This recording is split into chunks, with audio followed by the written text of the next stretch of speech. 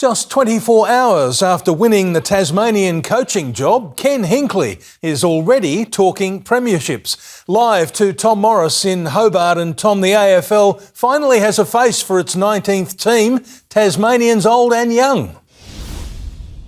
That's exactly right, Peter. There's little doubt that tonight Ken Hinkley is the toast of Tasmania. He was at his showman best today, selling the dream of Tasmania and success to anyone who wanted to listen. Now, I've been at many media conferences over the past few years in footy, and I've never seen anything quite like this. 5 separate rounds of applause for Ken Hinkley and the CEO and also the chair. He spoke about the 3 C's: care, compassion and character, and he spoke about his philosophy for the club over the next few years. He wants to be remembered along with the Tasmania Devils for the next few decades, maybe even 100 years, and he wants to have an impact on this football state far beyond the actual football they play on the field.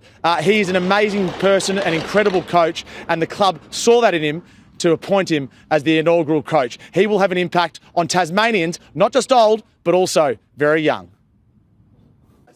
Kenny, king of the kids, and now Tasmanian royalty. Yeah, I wouldn't be here if I didn't think we're going to win. He's a great connector, and that's going to be hugely important for us as we bring together our first playing group, but also a great connector in terms of bringing this state together. After 13 years and 297 games in the top job at Port Adelaide, Hinkley beat Nathan Buckley and John Longmire to the Devils job.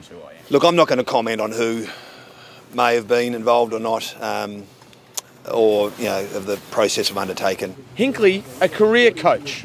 I'll share with the line when I first spoke to Brendan, probably 18 months ago, is that I'm a footy coach. That's what I know. I don't know too much else. I just know what a footy coach does and how he behaves. The 59-year-old can already picture his family calling Tasmania home.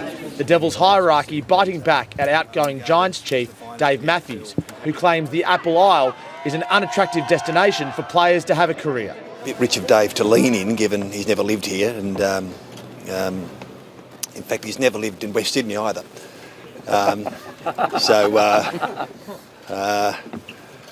The Prince of Balmoral. Well, if you're uneducated, you don't know. I think that's really important. You've got to know what you're talking about. Hinkley now the salesman for the game's biggest stars: Zach Butters, Tom Green and Tasmanian Alex Pearce, all on the shopping list. I haven't, but I hope our list manager has, and I hope our recruiting manager has. I hope that's going on. So that's what all good football clubs do, and we're a good football club. Hinkley officially begins on November 1.